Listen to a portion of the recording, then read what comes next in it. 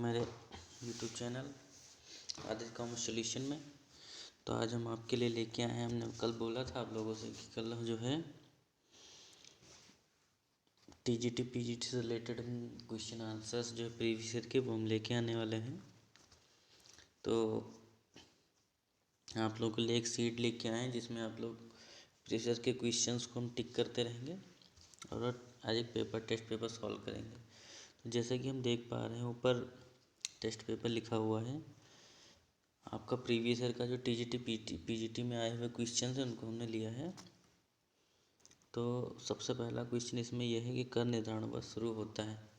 तो जो कर निर्धारण वर्ष होता है वो हमारा 1 अप्रैल,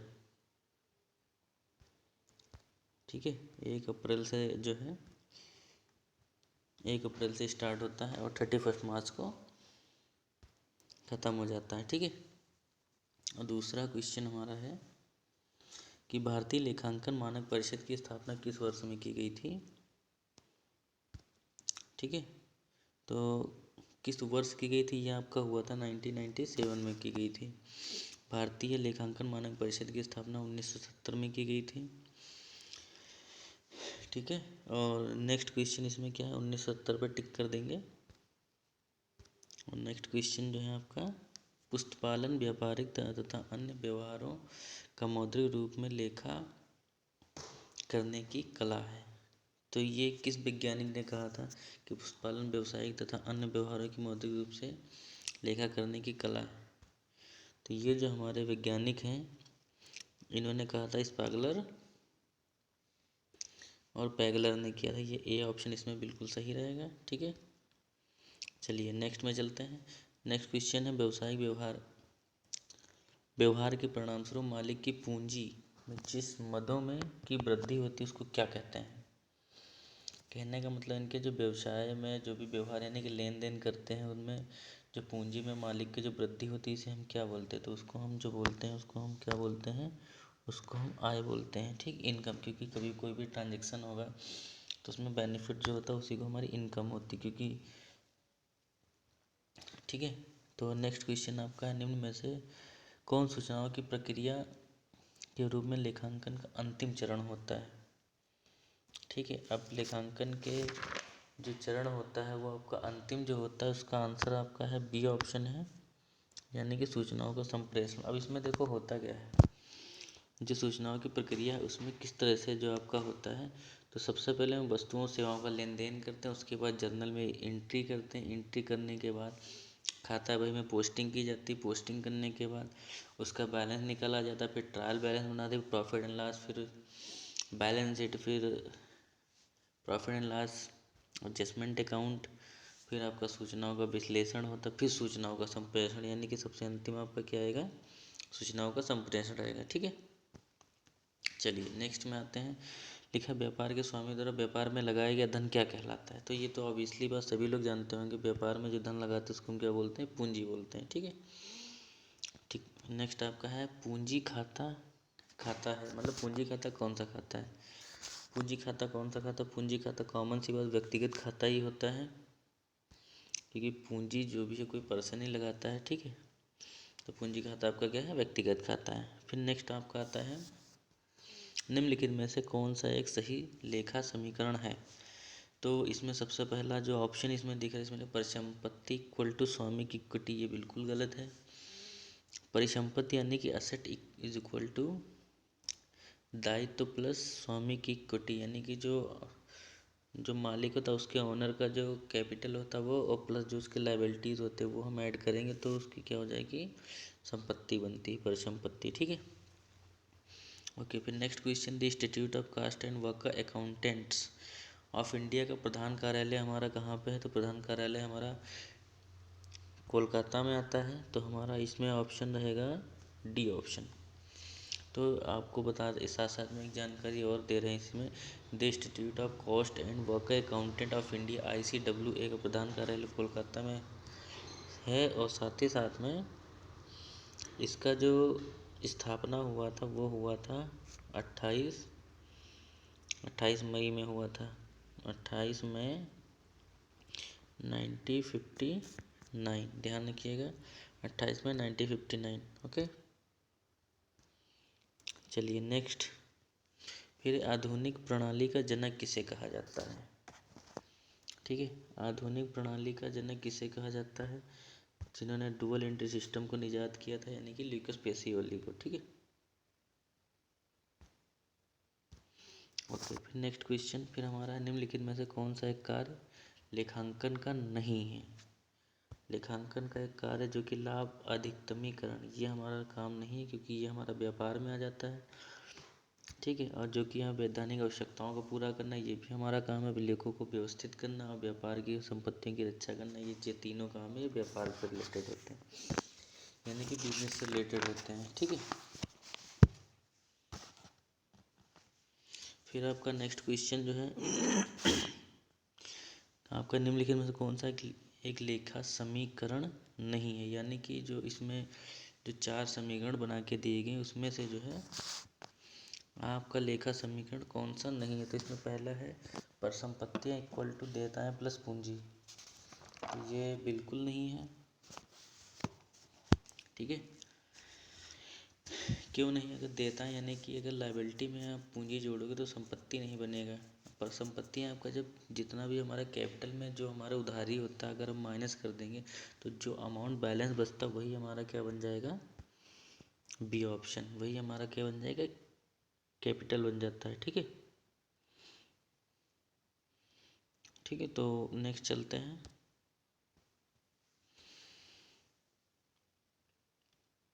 नेक्स्ट हमारा है 13 नंबर क्वेश्चन, निम्नलिखित में से कौन सा एक समीकरण सही है? अब इसमें सही क्या है, अब देखते हैं। ए ऑप्शन, ए ऑप्शन सही। पूंजी इक्वल टू संपत्ति माइनस दायित्व। संपत्तियों में से जितना, मतलब कि जो भी हमारे पास पैसा है, अगर हम उसे उधारी दे देंगे, जो हमारे पास बैलेंस बचता है वो हमारा क्या हो जाता है? कैपिटल, यानी कि पूंजी। जो बचेगा वही होगा, बाकी तो निकल ही गया भैया। ठीक है, ओके डन। नेक्स्ट है, फिर प्रथम मानक लेखा परीक्षा व्यवहार संबंधित है। इसमें पूछा SAP फर्स्ट किससे संबंधित, ये एक रूल होता है आपका। ठीक है, ये तो इसमें पहला आंसर होगा ये, जिसमें लिखा है वित्तीय विवरणों के लेखा परीक्षण के उद्देश्य एवं कार्य क्षेत्र से, पहला मानक इनका जो है।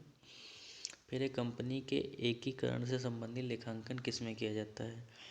तो कंपनी का जो संबंधित एकीकरण से संबंधित लेखांकन है आपका, वो जो किया जाता है वो हमारे AS का मतलब अकाउंटिंग स्टैंडर्ड होता है, मानक होता है, 14 में किया जाता है। और साथ ही साथ आपको बता दें, जो ये 20 वाला है ये आपका जो है प्रति अंश अर्जन आय में होता है, और साथ साथ में जो 16 होता है 16 वाला जो आपका ये वो ऋण से संबंधित लागत का लेखांकन होता है, और साथ में जो AS 12 है ये सरकारी अनुदान का लेखांकन से संबंधित होता है।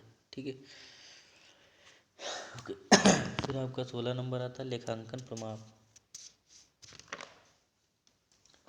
तो नेक्स्ट आपका जो है लेखांकन प्रमाप 14 के अनुसार क्रय प्रतिफल भुगतान होता है। तो निम्नलिखित में से किसी एक को देय है, यानी कि जो लेखांकन प्रमाण 14 है जो कि अभी हमने ऊपर लगाया है, उसमें जो क्रय का प्रतिफल भुगतान किया जाता है, जो क्रय होता है उसके जो अवधि में जो भी हमको मिलता है तो वो किसको किया जाता है? तो हमें एक अंशधारी को किया जाता है, यानी कि शेयर होल्डर को किया जाता है। ठीक है,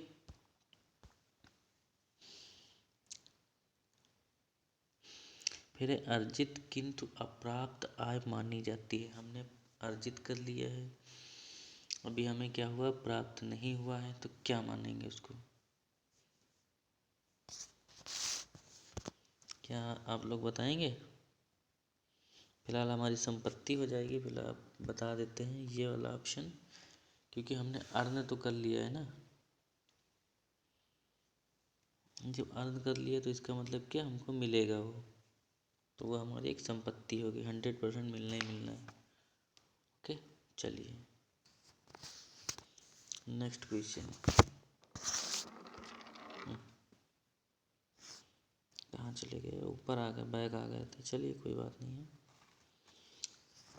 नेक्स्ट हमारा भविष्य में माल की आपूर्ति के लिए किसी ग्राहक से प्राप्त अग्रिम धनराशि, ये हमारा चालू दायित्व हो जाएगा ये, क्योंकि हमको अग्रिम में मिल चुका है, नहीं हमको पहले मिल चुका है। ठीक है, तो अगर पहले मिला है तो कॉमन सी बात है हमको प्रोडक्ट देना पड़ेगा ना, तो इसके लिए तब तक जब तक वो रिसीव नहीं करता तब तो हमारा चालू यानी करंट लायबिलिटी रहेगा। ठीक है, नेक्स्ट है लेखांकन विवरणों में संयोजित दायित्व के संबंध में नोट्स जोड़ने का अभ्यास इसके अनुपालन में है। ये आपका जो है प्रकटीकरण की परिपाटी में आता है, ऑप्शन डी।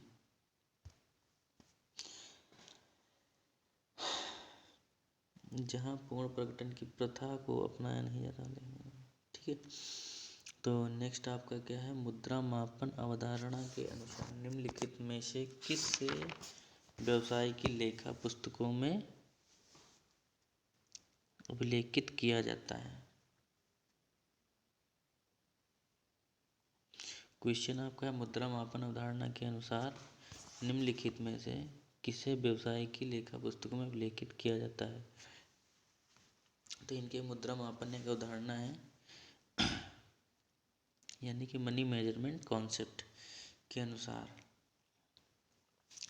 तो किसको इनको कॉपी लिखना होता है, तो इसमें आपका जो आएगा वो रहता है आपका सी ऑप्शन, संयंत्र एवं मशीनरी का मूल्यांकन। ठीक है, तो उसके बाद नेक्स्ट चलते हैं, निम्नलिखित में से कौन सी एक लिपिकीय या त्रुटि है। लिपिकीय त्रुटि, अब लिपिकीय त्रुटि का मतलब सिद्धांतिक त्रुटि होती है, क्योंकि इसमें सिद्धांतिक में क्या होता है, अगर जब चीज़ें हमको जानकारी प्रॉपर तरीके से नहीं होता है, अगर तो हमें लिखने में किसी को डेबिट करना होता है तो क्रेडिट कर देते हैं, क्रेडिट करना है तो डेबिट कर देते हैं, तो इसलिए हमारा क्या हो जाएगी, सैद्धांतिक हो जाएगी। ठीक है, पुस्तपालन का मुख्य उद्देश्य क्या है, सभी जानते हैं, व्यवसायिक लेन देनों का संयम पूर्ण तरीके से लेखा करना, अभिलेख करना, सिंपल। पुस्तपालन का मुख्य कार्य इसमें क्या है, वित्तीय समंकों का अभिलेखन करना है, सिंपल है। लेखांकन की अवधारणा के अनुसार लेखांकन की वह अवधारणा है किसके अनुसार लाभ हानि तैयार किया जाता है।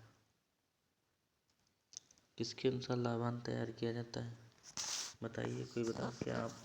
आप लोग भी साथ ही साथ में इसको करते रहिए, ताकि जो है समझ में देखिए कि आपको कितना आ रहा है, क्योंकि ये जितने भी क्वेश्चन आए हुए हैं ये सारे के सारे पेपर में, प्रीवियस ईयर के पेपर में आए हुए हैं। और जो हम क्वेश्चन पढ़ रहे हैं प्रेजेंट टाइम में, लेखांकन की अवधारणा किसके आधार पर लाभ हानि खाते तैयार किए जाते हैं, ये यूपी टीजीटी 2016 में आया हुआ है। तो इसमें जो आंसर होगा वो हो जाएगा मिलान आ जाएगा। ठीक है, क्योंकि जब तक मैचिंग के अकॉर्डिंग ही करते हैं इसमें। ओके, तो नेक्स्ट क्वेश्चन हमारा जो है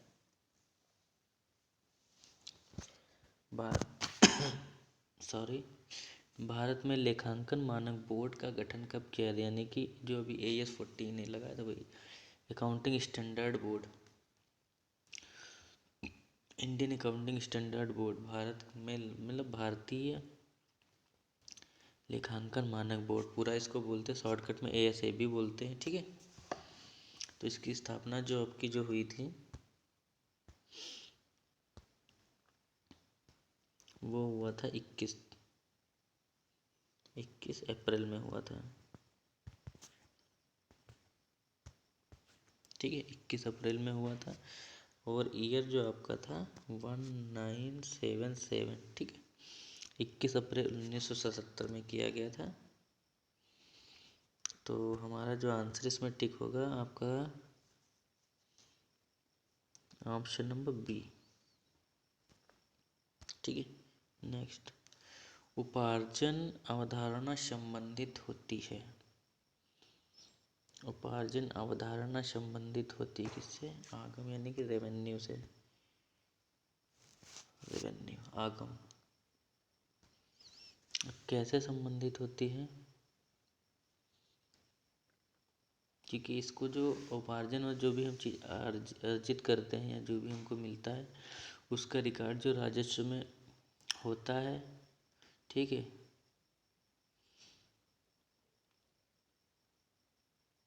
ये राजस्व में मतलब ये पूरा जो भी उपार्जन करते हैं ये पूरा का पूरा जो है डिटेलिंग हमारा रिकॉर्ड रहता है, इसलिए इसको मैं उपार्जनीय रेवेन्यू बोलते हैं। ठीक है, तो किस अवधारणा के अनुसार वित्तीय विवरणों के द्वारा समस्त आवश्यक सूचनाओं का प्रकटीकरण करते हैं, यानी प्रकटीकरण की आवश्यकता होती है। किस अवधारणा के अनुसार वित्तीय विवरणों के द्वारा समस्त आवश्यक सूचनाओं का प्रकटीकरण आवश्यक है। तो इसमें ऑप्शन दिया भौतिक अवधारणा, द्विपक्षीय अवधारणा, पूर्ण प्रकटीकरण की अवधारणा, एक रूपता की अवधारणा। ठीक है, तो इसमें सीधा सीधा सा इसमें दिख रहा है प्रकटीकरण के लिए हमारा पूर्ण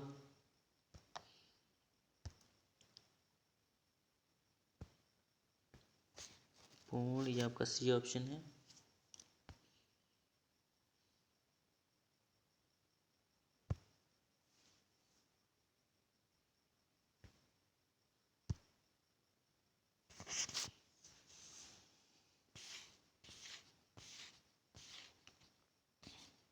पूर्ण प्रकटीकरण की अवधारणा सी ऑप्शन है। ठीक है, चलिए नेक्स्ट हमारा है निम्न में से लेखांकन प्रथा नहीं है। तो जो हमारी लेखांकन प्रथा है वो जो नहीं है उसको हम बोलते हैं गोपनीयता, क्योंकि हमारा जो भी लेखांकन होता है वो एक रूपता में होता है, संपूर्ण प्रकटन में होता है, महत्वपूर्ण होता है। ठीक, इसमें गोपनीय सॉरी उसमें लेखांकन की कोई बात नहीं होती है, गोपनीयता की कोई बात नहीं होती। फिर आपका है लेखांकन की वसूली का सिद्धांत लागू नहीं होता है। जो लेखांकन के वसूली के सिद्धांत दीर्घकालीन ठेकों पे नहीं लागू होता, जो ठेकों के कार्य होते हैं। नेक्स्ट आपका सामान्यतया स्वीकृत सिद्धांतों का आधार क्या है? सिद्धांतों का तो मान्यताएं होती हैं। ठीक है, तो अभी आज के वीडियो में सिर्फ इतना ही है।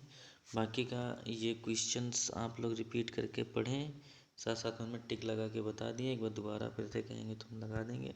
पहले में बी ऑप्शन चाहिए, तीसरे में सी, इस तरह से टिक किया। तो देखिए हमने अभी इसमें क्या करा है, ध्यान से जूम करके देखेंगे तो हमने क्या, देखो टेक्स्ट को यहाँ पे हाईलाइट करके दे दिया है आंसर्स वाले। तो उनको ध्यान से देखिएगा, ये आपके हाईलाइट करके हमने दे दिए, तो आपको आंसर ढूंढने में दिक्कत नहीं होगा, तो आप आसानी से इसको पढ़ सकते हैं। और कोई भी अगर क्वेश्चन में डाउट रहता तो कमेंट बॉक्स सही है। तो आज के वीडियो में से इतना, और बाकी के जो भी टेस्ट में क्वेश्चन आपके रहेंगे वो भी धीरे धीरे जैसे जैसे हमको बनाते रहेंगे और आपको हम प्रोवाइड कराते रहेंगे। तो आज के वीडियो में इतना ही। तो आप तो यही कहेंगे कि आप लोग इसको अच्छे से पढ़ाई करें, क्योंकि पेपर हो सकता है फरवरी के फर्स्ट वीक में होने की संभावना है। तो हमारे चैनल को लाइक से सब्सक्राइब जरूर करें। धन्यवाद।